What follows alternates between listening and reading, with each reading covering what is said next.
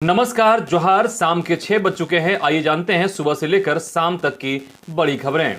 एक बड़ी खबर कि मोदी कैबिनेट का एक बड़ा फैसला, बैंक डूबा तो 90 दिन में ग्राहकों को वापस मिलेंगे पैसे, जानिए हर जरूरी जानकारी।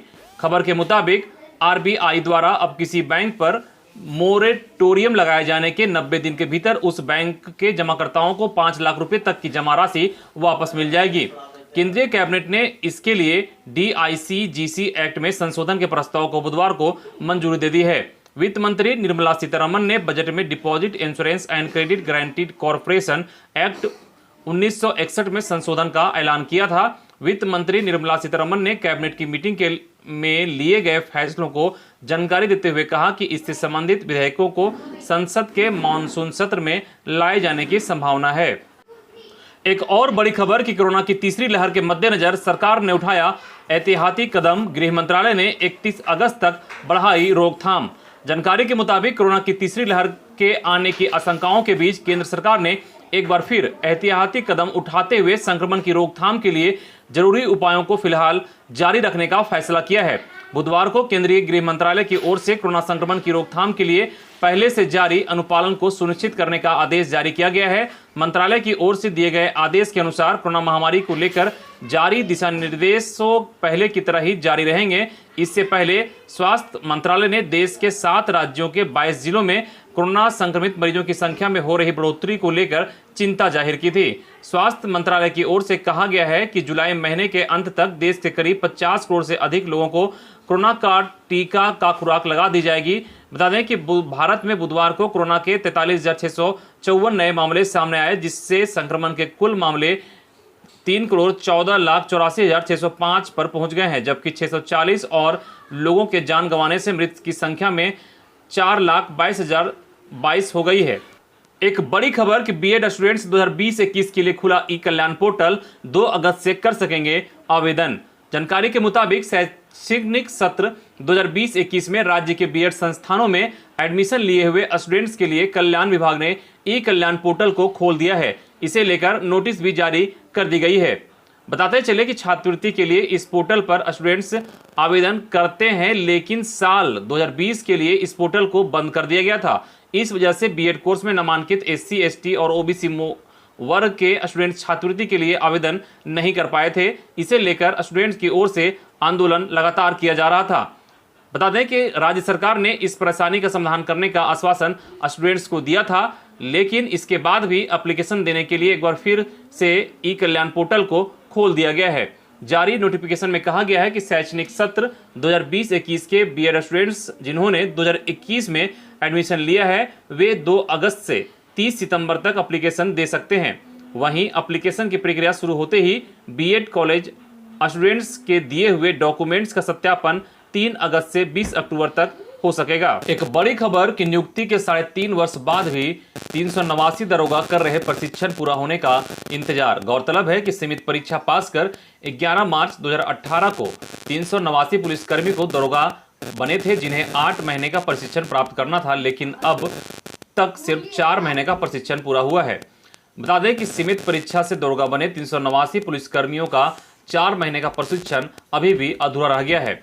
गौरतलब है कि बीते 1 अप्रैल 2020 से 4 महीने का प्रशिक्षण शुरू होना था, लेकिन इससे पहले लॉकडाउन हो गया, जिस वजह से प्रशिक्षण शुरू नहीं हो पाया था। इसके बाद 17 दिसंबर 2020 को गृह विभाग के द्वारा कोविड-19 नियमों का अनुपालन करते हुए प्रशिक्षण शुरू कराने के लिए सभी ट्रेनिंग सेंटरों को आदेश दिया गया था। इसके बावजूद भी पुलिस मुख्यालय के द्वारा सीमित परीक्षा से दरोगा बने 389 पुलिसकर्मियों का ट्रेनिंग शुरू नहीं कराया गया है। एक बड़ी खबर पलामू से आ रही है, जहां एसीबी ने सतबरवा राजस्व उप निरीक्षक को घूस लेते गिरफ्तार किया है। पलामू एसीबी की टीम बुधवार को शहर थाना क्षेत्र से रिश्वत मांगने के आरोपित राजस्व उप निरीक्षक गौरव कुमार को रंगे हाथों गिरफ्तार किया है। राजस्व उप निरीक्षक को गिरफ्तार करने के बाद एसीबी की टीम उसे अपने साथ लेकर चली गई। जानकारी के अनुसार राजस्व उप निरीक्षक गौरव कुमार ने बकोरिया के रहने वाले महेंद्र उरांव से जमीन का रसीद काटने के एवज में 4,000 रुपये रिश्वत मांगी थी, जिसके बाद वादी ने इसकी शिकायत एसीबी से की थी। इधर रसोईया संघ की 18 अगस्त से होगी कार्यशाला, वहीं 15 सूत्री मांगों के लिए सितंबर से होगा आंदोलन। जानकारी के मुताबिक सितंबर से रसोईया संयोजक संघ आंदोलन करेगा। इसके लिए प्रदेश कमेटी की रणनीति तैयार हो गई है। इसके लिए झारखंड प्रदेश विद्यालय रसोईया संयोजिका अध्यक्ष संघ की बैठक आज गौस्नर कॉलेज में संपन्न हुई। बैठक की जानकारी देते हुए अध्यक्ष अजित प्रजापति ने बताया कि 15 सूत्री मांगों के लिए अब आंदोलन होगा। वहीं कोषाध्यक्ष अनीता देवी ने कहा कि रसोईया बहनों को सरकार की ओर से न्यूनतम मानदेय दिया जाता है, वो भी साल के 10 महीने। पिछले साल राज्य सरकार ने 500 अतिरिक्त भुगतान की बात कही, लेकिन 1 साल होने को है, अब तक मानदेय में 500 अतिरिक्त राशि जोड़कर रसोईया संयोजिका को नहीं मिला है। वहीं इस साल की शुरुआत से संयोजिका का मानदेय भी बकाया है। ऐसे में सरकार को संघ की मांगों पर ध्यान देना चाहिए। अगली खबर, महंगाई पर कांग्रेस ने किया प्रदर्शन, कहा कोरोना आपदा में भ्रष्टाचार का अवसर ढूंढ रही मोदी सरकार। जानकारी के मुताबिक पेट्रोल डीजल की बढ़ती कीमतों व्यवस्था के विरोध में झारखंड प्रदेश कांग्रेस कमेटी ने बुधवार को धरना प्रदर्शन किया।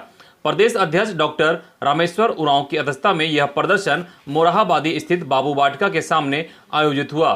कांग्रेसी नेताओं ने महंगाई में हो रही बढ़ोतरी को लेकर केंद्र सरकार के खिलाफ गुस्सा जताया। कहा कि जब यूपीए सत्ता में थी तब पेट्रोल और डीजल पर टैक्स 9 रुपये 20 पैसे थी, अब मोदी सरकार में यह 32 रुपये हो गया है। दरअसल ऐसा कर मोदी सरकार कोरोना आपदा में भी भ्रष्टाचार करने का अवसर ढूंढ रही है। अगली खबर, बिना कार्यकारी अध्यक्षों को जानकारी दिए दिल्ली भेजी गई कांग्रेस की नई प्रदेश कमेटी की विस्तार की सूची। जानकारी के मुताबिक झारखंड प्रदेश कांग्रेस कमेटी के अंदर की अंदरूनी कलह पर लगातार बातें सामने आ रही है। विधायकों को नाराजगी और उनके द्वारा गुटबाजी को बढ़ावा देने सहित कतिपय विधायकों द्वारा भाजपा नेताओं से संपर्क की खबर पिछले दिनों से सुर्खियों में बटोर रही है। अब पार्टी के अंदर नाराजगी की एक नई खबर सामने आई है। इस बार नाराजगी 4 साल बाद होने जा रही प्रदेश कांग्रेस कमेटी विस्तार को लेकर है।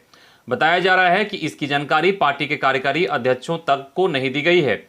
वर्तमान में झारखंड प्रदेश कांग्रेस कमेटी में एक प्रदेश अध्यक्ष के साथ 5 कार्यकारी अध्यक्ष हैं। इसमें से केवल एक कार्यकारी अध्यक्ष केशव महतो कमलेश को ही इसकी जानकारी थी। मीडिया में आई खबर के मुताबिक प्रदेश अध्यक्ष डॉक्टर रामेश्वर उरांव और विधायक दल के नेता आलमगीर आलम सहित केशव महतो ने मिलकर प्रदेश कमेटी विस्तार की सूची तैयार की है, जिसे बाद में केशव महतो ने यह सूची केंद्रीय नेतृत्व को सौंपा है।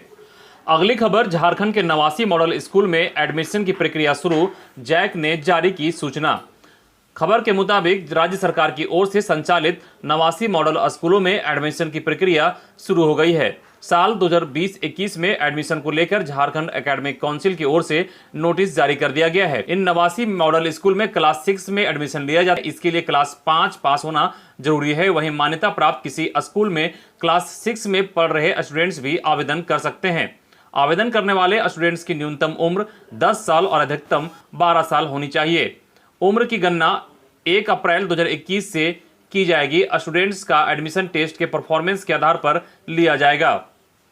आप https://jack.jharkhand.gov.in पर एप्लीकेशन फॉर्म डाउनलोड कर सकते हैं और फॉर्म 2 अगस्त से 18 अगस्त तक ही डाउनलोड कर सकते हैं। इसके बाद भरे हुए आवेदन पत्र को ब्लॉक शिक्षा प्रसार पदाधिकारी से कार्यालय में जमा करना होगा। यह एप्लीकेशन 19 अगस्त तक जमा करना है। अगली खबर, झारखंड के सभी प्रखंड भवन होंगे चकाचक, ग्रामीण विकास विभाग ने मांगा प्रस्ताव। जानकारी के मुताबिक झारखंड के सभी प्रखंड भवन चकाचक होंगे।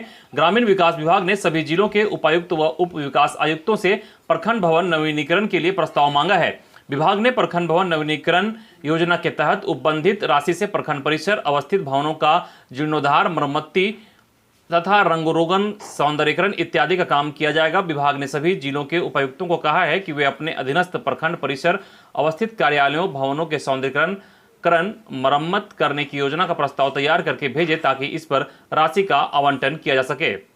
अगली खबर, टाटा कॉलेज चाईबासा में 5 विषयों में शिक्षकों की बहाली प्रक्रिया शुरू।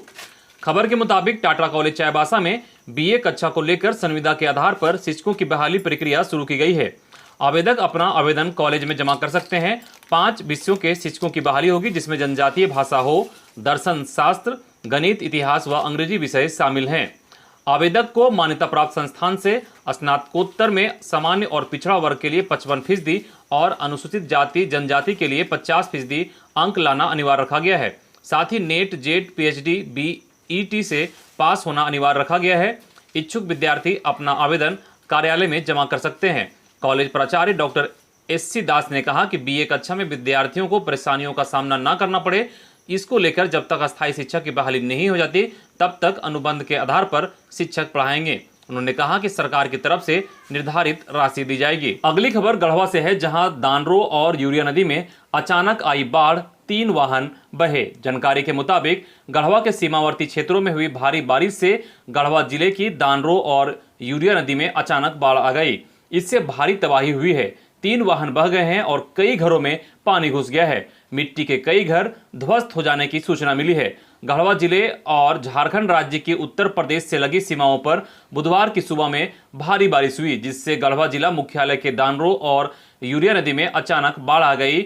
जिले के श्री बंशीधर नगर अनुमंडल क्षेत्र के धुरकी, डंडई, बंशीधर नगर प्रखंड के ग्रामीण क्षेत्रों में करीब 4 घंटे तक हुई मूसलाधार बारिश ने जमकर तबाही मचाई है। बारिश के पानी से कोलझिक्की सहित कई गांव में दर्जनों घरों में बाढ़ का पानी घुस गया, जिससे कई मिट्टी के घर धराशायी होने की सूचना मिल रही है।